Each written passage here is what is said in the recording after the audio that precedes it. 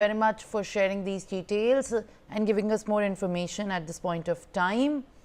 In fact, also kindly give us the sense of what is the scale of the destruction that has been traced so far, as the kind of magnitude which we are given to understand is quite high.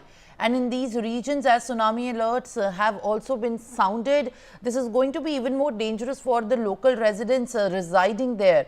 What is the destruction that you are tracking at this point of time by the authorities in these restricted areas where the kind of earthquake in the magnitude of 8.0 has struck?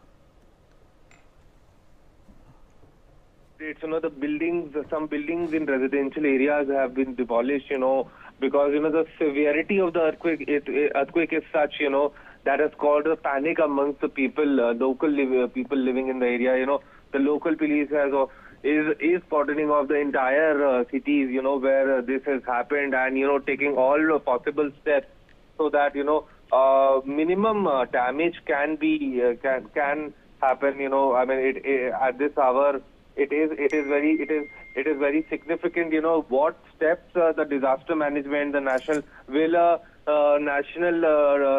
disaster emergency will be declared in these two territories of United States, which are Puerto Rico and Virgin Islands.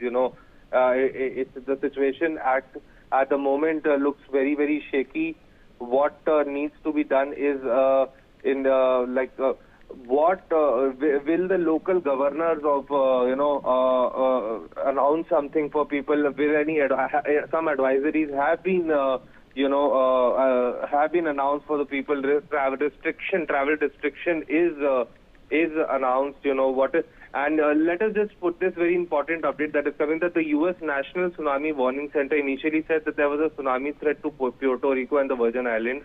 Residents in those places were advised to move out of the water, off the beach, and away from the harbors, marinas, bays, and inlets, and not to go to shore to observe the tsunami. But the centers later cancelled the advisory for Puerto Rico and the Virgin Islands, but said advisories were still in place for Cuba, where tsunami waves of between 1 and 3 meters above tide level are possible, and Honduras and the Cayman Islands, where waves of 30 centimeters to 1 meter above tide level are possible. So it needs to be seen, Simran, from here on as to what precautions and what advisories are issued for the people. Yes, Simran.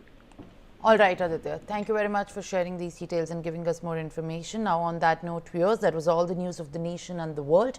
We'll continue to track all the developments very closely. Till then, stay with us.